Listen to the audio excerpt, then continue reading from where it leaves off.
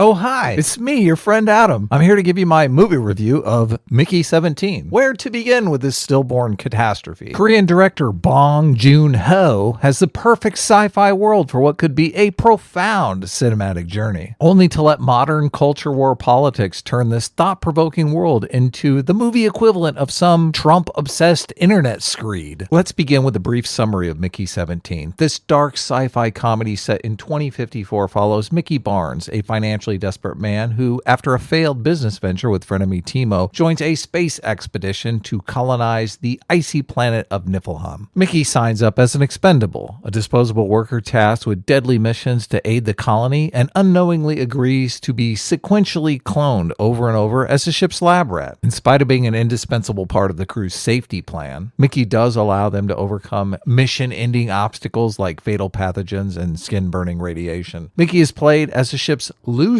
with the entire crew dunking on him constantly. By Mickey's 17th iteration, he's left for dead during a mission to capture a native furry tardigrade-like creature the expedition has dubbed a creeper. But instead of eating Mickey, as expected, the creeper saves him, safely returning him to the planet's surface. Unfortunately, after returning to home base, Mickey 17 finds Mickey 18 has already been printed. Multiple Mickeys are forbidden by the expedition's cartoonish leader, Kenneth Marshall, a pompous politician with a maybe eugenics-driven vision. The scattershot narrative never really works this out, but with both their lives in imminent danger, both Mickeys must hide their illegal coexistence. Up until now, Mickey 17 is a pathetic loser who, in spite of being indispensable to the entire crew, several iterations of Mickey allow them to develop a vaccine without which the entire crew would die. Mickey is treated like the crew's doormat. Mickey 18, however, must have got some coffee spilled on his brain hard drive because it's like Mickey 18 was accidentally printed with a spine,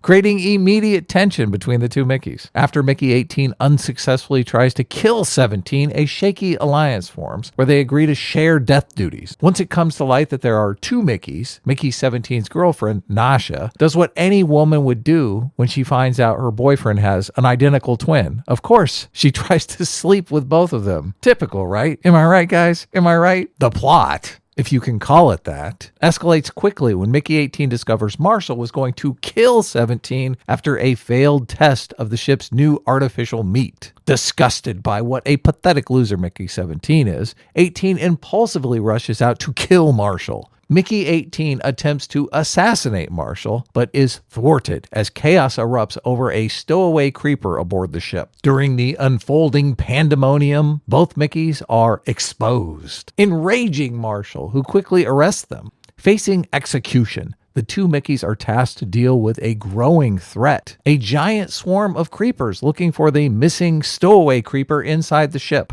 Both Mickeys are fitted with suicide vests Marshall can detonate should they try to escape, and are sent outside to deal with the growing problem. Inside the teeming herd of creepers, the Mickeys negotiate with a mother creeper, while inside, Marshall is whipped into a murderous frenzy by one of his henchmen. Marshall and crew go out of the ship and into the swarm of creepers, intent on personally blasting the mother creeper and ignoring the obvious fact that this could easily enrage tens of thousands of swarming creepers that could kill everyone. Mickey 18, seeing his opportunity, Marshall outside the ship, chases after Marshall's attack caravan and completes his murder-suicide mission, detonating his suicide vest to kill Marshall, ending Marshall's tyranny, and, of course, destroying any hope 18 might teach 17 anything that could help 17 escape his pathetic, cowardly existence. 6 months later, Mickey is still a doormat, cooking and cleaning for his girlfriend, who has managed to somehow become the colony's new leader without even trying. Since it all happens off screen, I can't help but wonder if she just slept her way to the top. My suspicions are reinforced when, despite being portrayed as the brains of this operation, she does the stupidest thing we've seen up until this point: abolish the expendable program and destroy the cloning machine that gives Mickey 17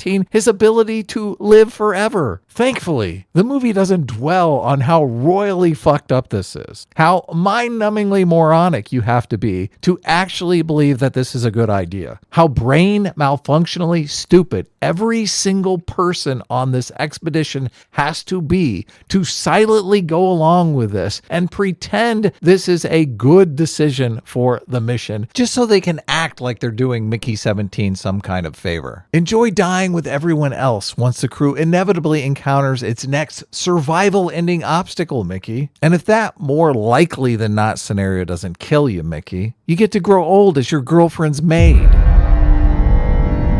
What is it with Hollywood and their obsession with weak men? Why am I convinced that we're involved in some kind of social experiment where Hollywood is getting paid to churn out movies that promote gutless cowards? Boys, do you want to make something of yourself in the rough and tumble world of science, engineering, medicine, business, lightsaber fighting? Absolutely anything that would take a lifetime of work and dedication. Well, just you cool your jets already here, okay? Your role is for the lovable loser that never amounts to anything. This is your new glass ceiling in the fictional worlds of Hollywood. Your days have come and gone. It's time for you to step aside and let those less toxic than you step into those life-changing roles while you just fuck off and die.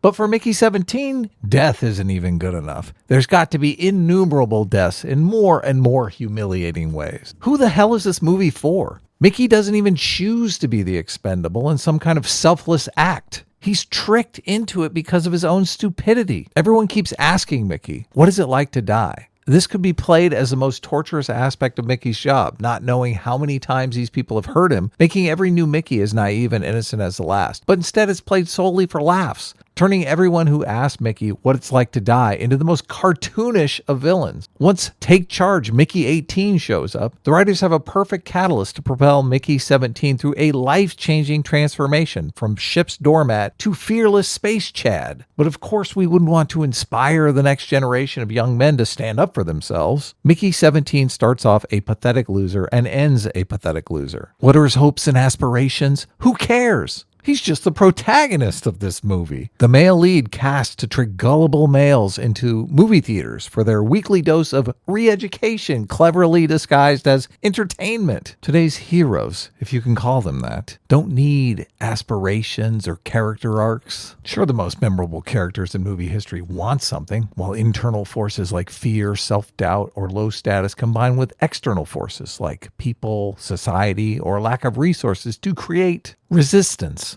they can hammer away at in a life-altering process some people call a plot. But Mickey 17 doesn't need any of that. Mickey starts off a loser and ends a loser. Transformations are for the strong women around you, boys. Your goal, if you can even call it that, is to shut up and die on cue. It's like modern Hollywood believes goals are just for antagonists, as if the idea of a man who actually wants something and is willing to fight for it is itself something to be socially engineered away. Antagonists are the ones with goals, and heroes are just there to stop these evil men from achieving their objectives, to return the world to its perfect state of male subservience. Even Mickey 18, the newest mint of Mickey, rolls out of the printer with a whole host of objectives: a desire to live, to have sex, to do drugs, and above all, to be respected. But instead of being a good thing, a catalyst for doormat Mickey to achieve his higher calling, Mickey 18 is presented as another evil antagonist to be put in his place. Can you hear the message, boys? Don't you want to be a spineless good guy? This movie could have been so much better. Do all of these characters have to be assholes? There is a plucky science nerd towards the end of the movie who takes an interest in the planet's indigenous species. She's the perfect character to see the good in Mickey, to idolize his power to literally die and be reborn every day, to understand his personal sacrifice for the entire crew and their mission. She could look up to Mickey, envying something she perceives as a fearlessness that she herself lacks. She could help Mickey build respect for himself as she becomes less timid and perhaps willing to stand up to the overly cruel science team she's surrounded by. But no, Mickey can't have something as basic as a character arc. That's reserved for the strong women already in charge of this plot. Of course, good movies are about transformation. We want to see characters we love go through life-changing events because we want to go through life-changing events. We love to see Luke Skywalker start off as a nobody on some backwater planet and become the most powerful Jedi in the galaxy. We're glued to every detail as Thomas A. Anderson goes from a spineless corporate drone to Neo, prophesied leader of the human resistance. We are instantly hooked by Sarah Connor as she is transformed from a no-name waitress to the kind of person who could survive a mindless killing machine and go on to birth the leader that will save all of mankind. These are the stories that grab us because we want to see good triumph over evil. We want to see gutless cowards go unrewarded. We want to see a transformation so radical, it gives us hope for the entire human race. But God forbid today's Hollywood depict an awe-inspiring male transformation. Mickey's transformation is from the colony's lab rat to the president's maid.